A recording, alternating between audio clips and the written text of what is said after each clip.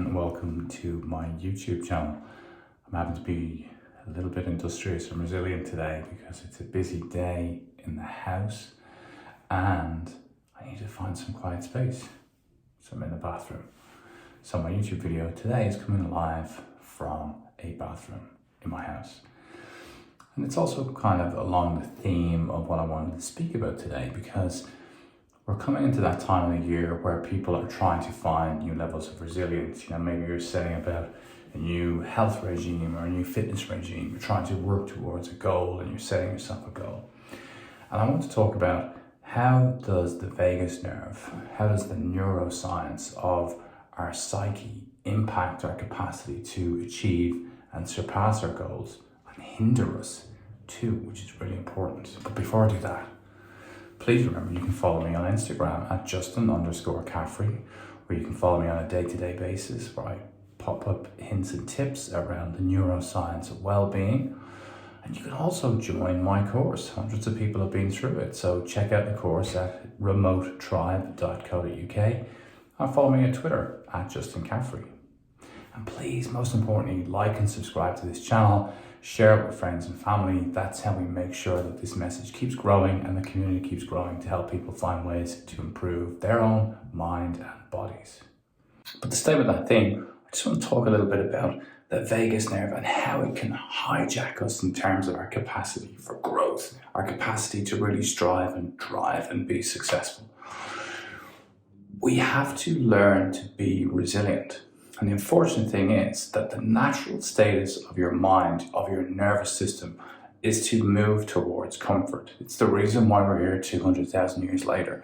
We will automatically want to not put ourselves in a place of extreme discomfort because the body just simply decides through its translation of the signals it received from the nervous system that anything you do that's uncomfortable may actually be a threat to your life. Of course, it isn't going for a run, doing 10 press-ups. It's not difficult. However, you all know that in reality, when you try and set those new targets, when you say, I'm going to get out, I'm going to go to the gym 4 days a week, that decision in the morning time to get up and go is so hard. It's so difficult. And I had that first-hand comparison today because I came back from skiing after a week. I had to go and swim in the cold water. It's January here. The water's freezing cold in Ireland. And I knew that I didn't want to do it, but I knew I did want to do it in terms of getting my mind and body back into my routine, my fitness, my regime, my seeking of discomfort, pushing myself a little bit. Cold water is a great way to tap into the resilient nature of the vagus nerve and the autonomic nervous system, but I didn't want to go. I know that once I'm in the water, I feel like it's the best thing I've ever done. However, it's that moment, it's that initial point of getting in. That shift is super hard. And in the same way, when you set about your new goals and your new regimes, realize that your body's focus is to sustain and maintain homeostasis. So as you go and do something uncomfortable, like eat healthier, or go to the gym, or go running, whatever it is, your body is going to want to resist it. And you have to understand that that's the nature of the neuroscience of your physiological makeup of your nervous system. So, how do we get around it? Can we beat it? First and foremost, we have to be resilient. So finding ways and means to improve things is important. So, find a way to be resilient. One of the great things to do is, if you're trying to start running or walking every day, set yourself up so that it's easier. If you find obstacles, your nervous system will say, you're better off sit down, have a cup of coffee, read the news, don't do it, stay in bed, turn the light off, hit the snooze button.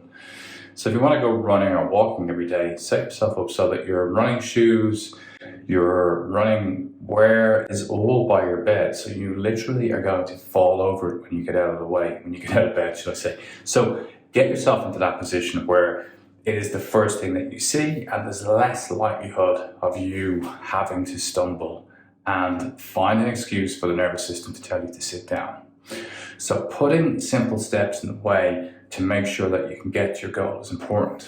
And also make sure that you avoid big, grandiose goals. Again, nervous system doesn't like big, significant shifts. So small little bite-sized changes are easier for you to acclimate your nervous system towards.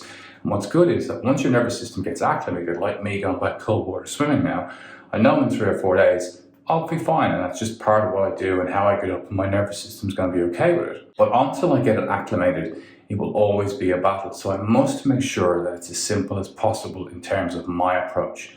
So realize that your nervous system is going to work against you. The neuroscience of being a human is going to work against you. But equally, if you want to live a happier, healthier life, you have to think about what you eat, how you exercise, how you socialize. You have to get yourself out there to make those key changes.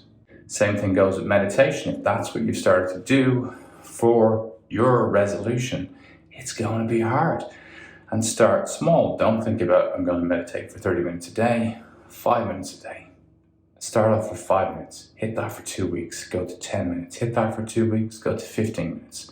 Slow and steady wins the race in terms of long-term change in your life.